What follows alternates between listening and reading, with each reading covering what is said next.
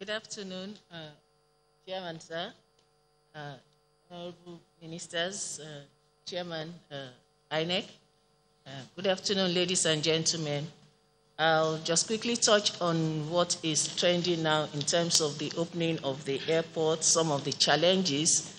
I know we are aware of some challenges, and I'm sure you have also received some information about the challenges that we have been facing. But we have been working with the team to make sure that we overcome these challenges, and the chairman just mentioned some of them. And one of the major challenges is getting a QR code after payment, and this we have tried to work on by having another website where they can get into and get their QR code.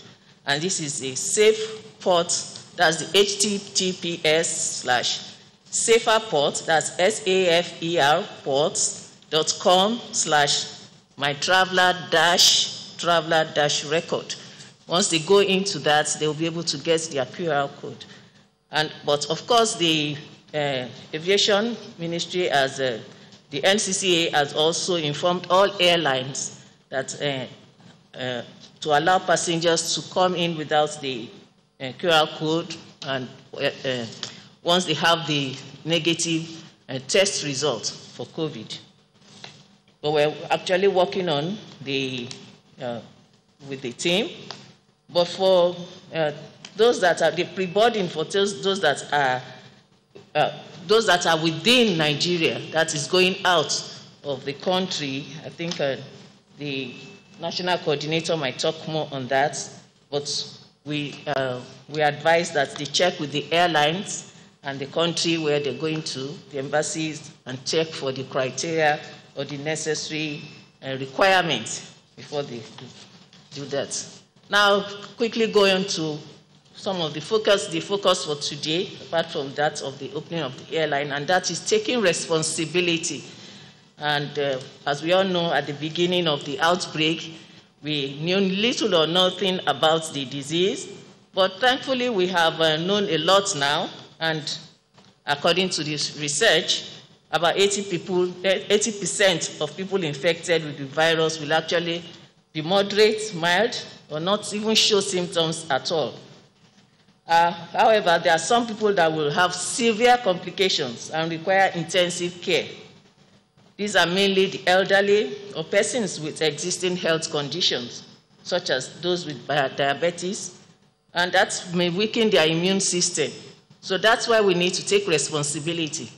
Because even though we, as healthy people, are not showing symptoms, but there are some that are that have conditions that they might not survive it. So we need to take responsibility. So our strategy in the country is to promptly detect, isolate, and manage cases to recovery. However, this is not straightforward when there are a high number of asymptomatic cases who are not easy to detect, and they don't even know that they have it. The danger of this is the continuous and unintentional spread of the disease, particularly to vulnerable persons who may develop severe complications. In Nigeria, the age group with the highest cases of COVID are those between 31 and 40, and those are the active age group. But the age group with the highest mortality are 50 and above, and unfortunately, at least one person out of 10 of that age group might die. So when we ask that we take responsibility, it is beyond protecting ourselves, and it's also for us to protect our loved ones. We all know someone who is vulnerable, and it is beyond, and this could be our elderly parents or friends battling with one illness or the other. The truth about COVID is that it affects anyone and everyone. We cannot afford to be lax about adhering to the preventive measures. It's also possible for someone that's having underlying condition not to know. So I would like to emphasize today, particularly for our young people that are low risk and do not have symptoms, to please take responsibility. If our efforts to slow the disease in Nigeria is to be effective, we must play our own part as citizens to support the efforts by the federal and state government. If we are showing symptoms, get tested. If it is a loved one, encourage them to get tested. There's no shame in getting tested and seeking treatment.